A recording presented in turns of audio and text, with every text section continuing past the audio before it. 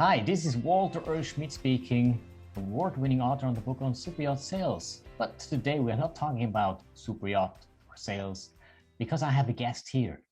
I am very honored.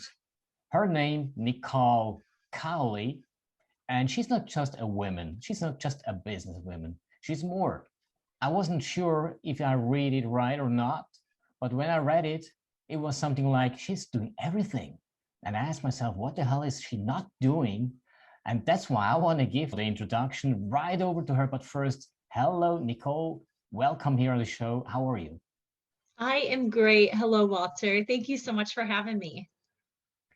Now let's get directly into the topic. Tell us a little bit more because I don't really know what it is. Everything you do, you do so much. Let's get started. Let's introduce yourself. Tell us, what are you doing? What a great question, right? And it does seem like I'm doing everything. At the core, I've always done sales at in one way or another. And basically, long story short, is when I met my husband, he is a teacher and a high school basketball coach. So I moved from the big city of Indianapolis up to rural cornfields of, northern Indiana. And in that, searching for a new career, found that I was really overqualified or underqualified for anything that was around here. And obviously, you're very limited as you come up to rural America. And this was about 10 years ago now. And so, if we think about it, that was really when things were changing online, right? We were really starting to become this social media online world. And honestly, I just kind of thought to myself, like, what can I do with this? Mm. So there's not an opportunity within, my 20 miles, but there is opportunities in the world. And I opened that up and I started, reaching out to people and reaching out to family members and just talking about looking for this new opportunity. Didn't exactly know what it was and got connected to a software company. And I've been doing it for 7 years now. I'm in EHR software sales. And then from there, I mean, it started out as a commission only, software sales, as we know most sales are. And so I coupled it with starting my own digital marketing company, and started bringing on consulting clients and coaching clients in order to really have that financial that you need while you're building up your sales and you're building up your clients. And it's just turned into the last 7 years have been like my dream life. Honestly, I love it. Um, so predominantly I'm in sales, but I do a lot of different things from digital marketing to software to I also very much into beauty counter, which is safer, healthier, skincare and face products. And it all really does go together because I work with a unique, niche market of holistic healthcare providers, predominantly chiropractors. My aunt and uncle are both chiropractors. So that was kind of what opened that door. It's been in my life my whole entire life, so I totally understand it and am all about, is what I was just talking in the call before this. There's prevention and there's cure, and as much as we can do on the prevention side. And so everything I do kind of all just kind of serves that inner niche, and I love it. So yeah, I do a lot. And I don't know if that made any more sense to you, Walter, now that I've explained it. But it's fun. I really, really enjoy this world where we can create and do just about anything. So it seems to me like you are this kind of woman who can just handle everything like family, business, husband, household, changing places you live in, also going to other places in terms of markets. But how do you do that in terms of time and energy management? Because you are also in the healthcare, and taking care of the skin also has something to do with how you feed yourself, how you treat yourself. Mhm. How do you handle all those different topics under one hat? Yeah, that's a great question. In the last year, not as well as I have in over the past 5 years, right? So the pandemic has definitely thrown a wrench into it. So prior to pandemic season, it was really about being very rigid with my calendar and with my schedule. And one of the things that I truly believe in is in almost everything, quality over quantity, which is funny. I say that because I'm doing so many things, but ultimately it's like when it's my kids' time, it's my kids' time. When it's me time with you to be on this, it's this time, right? So really staying focused in that moment of whatever that task is, and staying rigid with scheduling those things out. Now, the last year has been so wild because you can't schedule. There's no, and it's always like a kid will get sick. Things always get thrown in as wrenches, Mhm. especially when you're a mom and you're trying to build a business. But this year has just been, a kid's been home on quarantine every week, whether the teacher or they were cross traced or what have you. So that's been challenging to navigate. And it's opened up me to understanding exactly that value that I just said, quality over quantity. And so right now I'm in a pivotal point where I'm really starting to hone in and looking at those silos of which ones serve me and serve my clients to the highest value, and starting to put, more attention, more focus there, and letting some of the attention and focus go from some of those things that aren't serving the highest value, because ultimately you can't do everything. You can't do everything. You can't have everything all at once. You have to pick and choose sometimes. And so I think as a mom and as a business owner, it's prioritizing those things very, very well. So this prioritizing stuff, is that something that is somehow in your DNA, or have you learned that while you were growing up and also growing in your business and your personality, or what is that? What is the origin in your perspective? Yeah, so it's so interesting. I'm having this conversation right now with some fellow kind of parenting friends. I grew up very hard childhood, just very much. I grew up an adult. Like, I was born an adult. I had to be an adult very quick. I had to, survive basically. And so I think when you grow up in survival mode, that's all you know. And so I survive. So every day is about prioritizing that survival. And it's so interesting. I say I am talking with parents and stuff because now I'm raising my kids, and my kids very much live what I would call a privileged life compared to the way I grew up. But I want to make sure they still have what you were just asking about, those inner, that fight, that you survive and then you thrive. And so that's kind of that pathway that I went on. And I just want to make sure I set my kids up for that as well. But Mhm. it's so interesting to like give credit to it, because what I went through was not okay and not good, but also it made me who I am, right? And I like who I am. I believe you. Absolutely. I totally agree with that. So Is there? it's a hard pill to swallow when you say, I don't like the trajectory of how this happened, Mhm. but I took it and I made the best of it. And leads me to an interesting question as well, because those different kinds of lives that you have had and now your children have in a certain somehow protected area and very well maintained, everything is okay so far. So would you also say that it makes a difference whether or not a child, when it grows up, has difficulties to solve, where there is no one who really can always come and say, okay, I'll do it for you? What makes it now more different or difficult today when parents like you are wealthy enough to give or prove to the children that it is possible to live that life, but nevertheless not forget on how to come or how to get there? It is really hard. And that is exactly what I am uncovering and really trying to figure out the best way. Because, if my son asks for something and I say no, it's like, well, why? We can go out and just buy it, right? Why can't I have it? And so it's really teaching those values. But yeah, I mean, when I was growing up, I just didn't ask for anything because I knew the answer. Like, I already knew going, so you just didn't ask for anything. What I really am focused on right now is, one thing, and this is especially, I did an interview yesterday. We were kind of talking about that. And in that interview, one of the things that I was really trying to uncover was building that real thick skin, right? And so you can be your authentic self and be comfortable in that. And where I think my kids are going to thrive is that they have that support to be able to go into this world and be themselves and know they have my support no matter what, you know what I mean? And so that's one thing that's been challenging for me is you're always second guessing, even though you move forward and you overcome it and that, that mind over matter. But there is that like imposter syndrome that always slightly sets in, not having some of that support system at the core. So I think the good thing with my kids is that's where I really try to focus is just supporting their dreams, their aspirations, whatever that may be.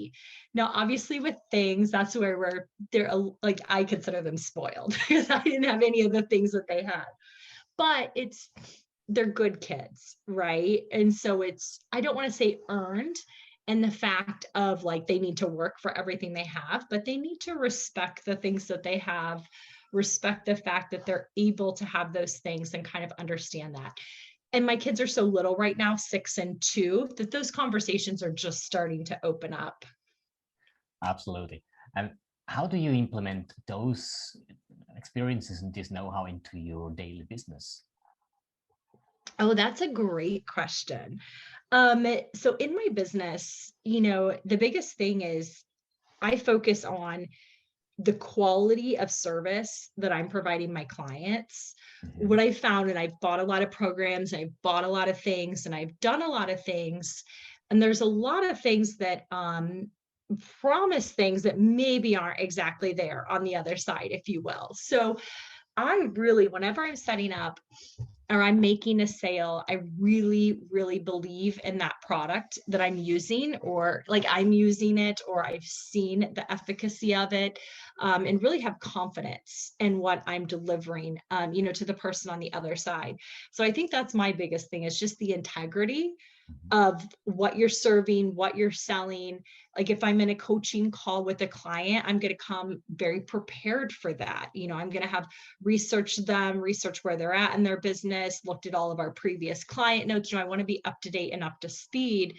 And I just want to give that highest quality. And I think it goes back to me wanting to be, have the level most of integrity, really kind of because I didn't have that growing up. So it's realizing how important that is and how much I want to make sure that exudes out of me.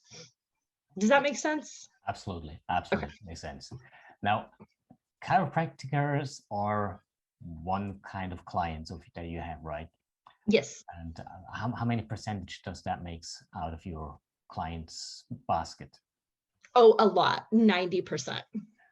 Now, as you know that I'm very close connected to the yachting industry, and of course there are also people that work there and they perhaps sometimes need also a chiropractor. I hopefully don't think or don't hope too much, but they are.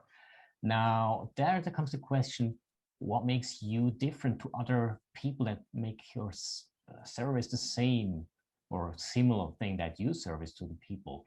Why should I choose you and not somebody else for my services that I need? Absolutely. So, number one, we are going to get more chiropractors on yachts, right? That's a big goal, is that more chiropractors are going to be very, very successful because that means they're seeing more patients. And I truly believe in chiropractic care. It's something that's just been a part of my life, my kids' life since they were newborns. And honestly, I think that is what sets me apart from many other people that are working in the chiropractic industries. I do have a passion and love for their art and their trade. This just doesn't sound good when I say it off the cuff, but like, I don't like touching people is the only reason I didn't become a chiropractor. And my husband will say, no, that's true. Like I have to beg for a hug. It's nothing personal. I just have that weird human interaction. But I would be a chiropractor, would be all about the chiropractic industry. And since I'm not, this is my way to serve that and to really push that forward. And so I think when you really believe, and not only believe, but know what your audience does and know that value that it impacts into their client lives, then you are able to support and serve at such a different value and such a different level. And it's not to say that everyone doesn't, understand that relationship, obviously. But again, it's just the conviction of it. Okay, cool. Makes sense. Absolutely. So I should actually refer you to the yachting industry wherever I am. or to the So people it's who are the chiropractic? absolutely, it's so funny. Before I met my husband and kind of moved and started in what I'm doing now, I was really looking at I could sail on yachts around the world. So when I was 28 and single and, kind of figuring out what exactly I wanted to do with my life, I was deeply researching the yachting industry. It hasn't disappeared, so it's still there on the market, and I think stronger than ever, and it will become even more stronger. And that, Hmm. thankfully, somehow, interestingly, because of the corona impact, because people like to escape more and more, and rather to invest into a bank, which is not as certain as it used to be. And so the decision to be done to invest more in the yacht seems to be a way that those people can afford to do. So I also typically, and of course, your industry will be impacted as well in this area, in this market. So perhaps also there is really some things, an opportunity there to step in someday into that market as well. Absolutely.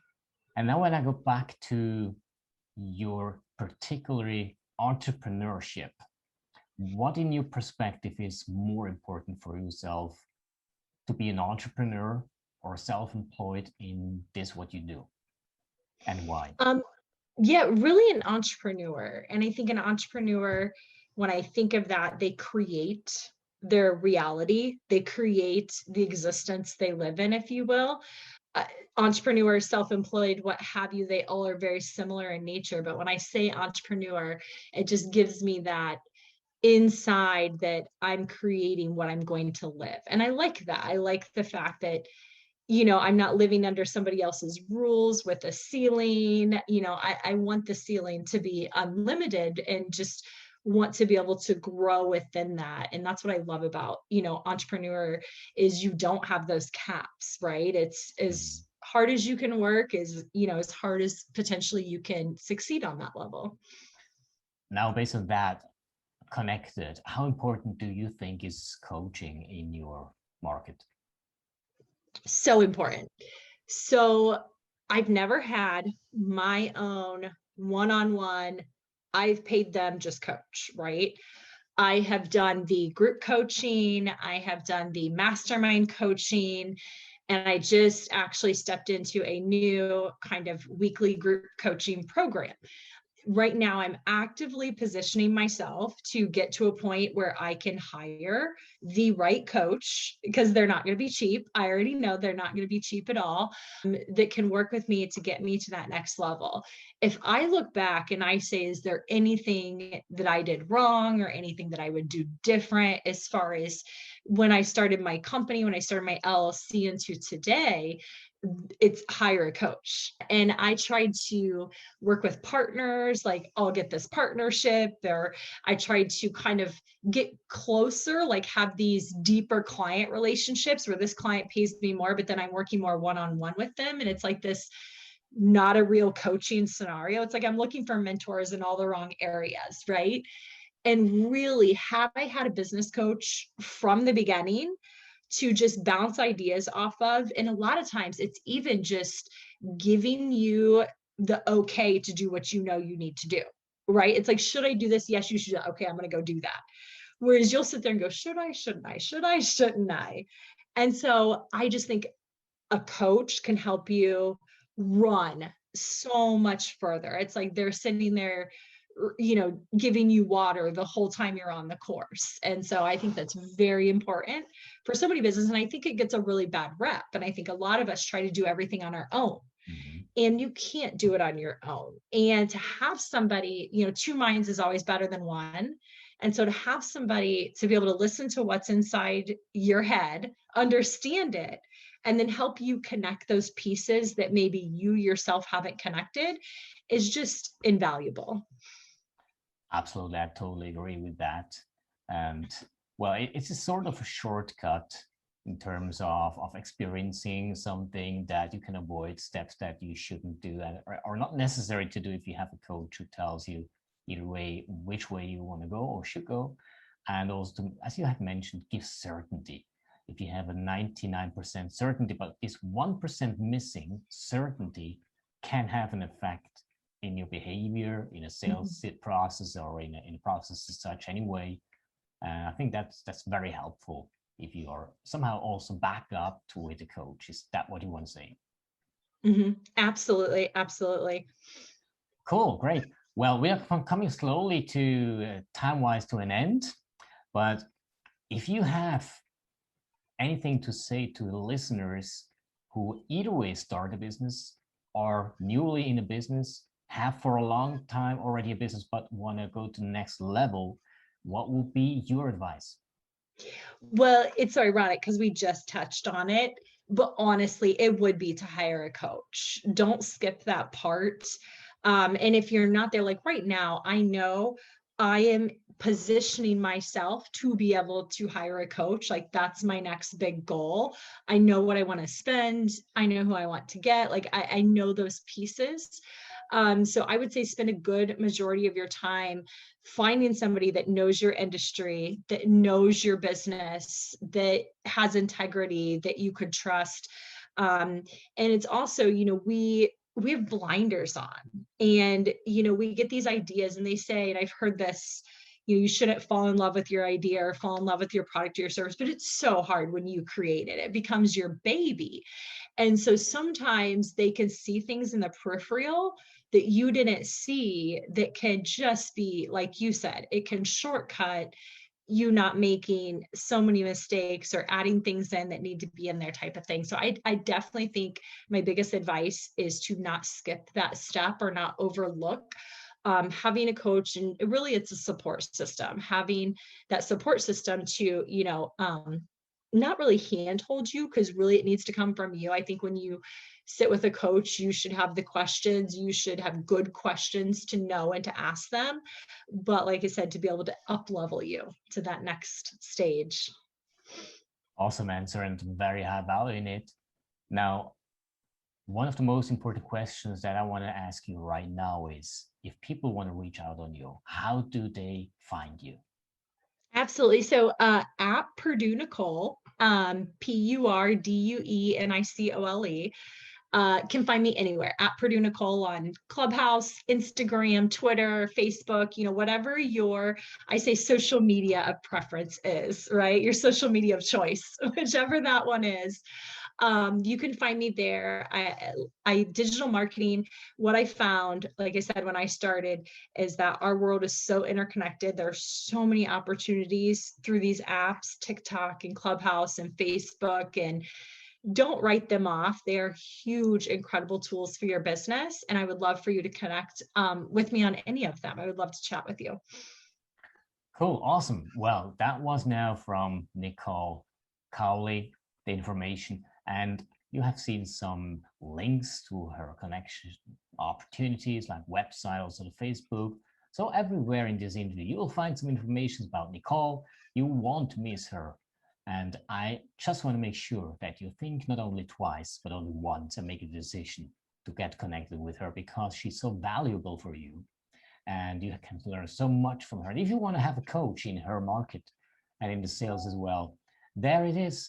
Nicole Cowley, thank you very much. It was really an honor being with you here on this show. Thank you very much. Thank you, Walter. It was so great to connect with you. And we will keep in touch anyway, also with you listeners and viewers. And I wish you, wherever you are in this world, a great day. Stay safe. Stay away from what you shouldn't be too close. And hear you and see you next time. Thank you very much. Bye-bye.